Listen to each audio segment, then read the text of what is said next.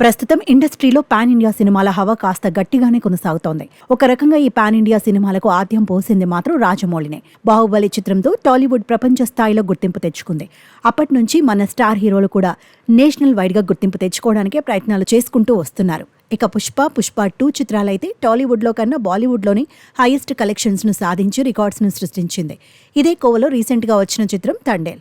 నాగ చైతన్య, సాయి పల్లవి కాంబినేషన్లో చందు మొండేటి దర్శకత్వంలో వచ్చిన తండేల్ ఫిబ్రవరి 7న పాన్ ఇండియా వైడ్గా రిలీజ్ అయింది.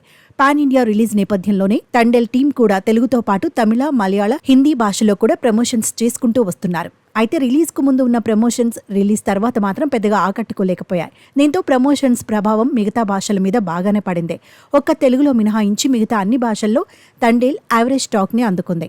నాగ చైతన్య కెరియర్లో అత్యధిక బడ్జెట్తో తెరకెక్కిన తండేల్ కలెక్షన్స్ పరంగానూ తన సత్తా నిరూపించుకుంది. వీకెండ్స్తో పాటు వీక్ డేస్లోనూ స్టడీ కలెక్షన్స్తో దూసుకెళ్తోంది. ఇప్పటికే 100 కోట్ల క్లబ్లో చేరే దిశగా దూసుకెళ్తున్న తండేల్ రానున్న రోజుల్లో ఎంత మేర కలెక్ట్ చేస్తుందో చూడాలి. అయితే ఈ వారం రిలీజ్ కాబోతోన్న లైలా, బ్రహ్మానందన్ చిత్రాలు రిలీజ్ కానుండడంతో తండేల్కు కొద్దిమేర కలెక్షన్స్ తగ్గే అవకాశం ఉంది. కానీ గత కొంతకాలంగా హిట్ కోసం ఎదురు చూస్తున్న నాగ చైతన్య అభిమానులకు మాత్రం తండేల్ మంచి కిక్ ఇచ్చిందనే చెప్పాలి.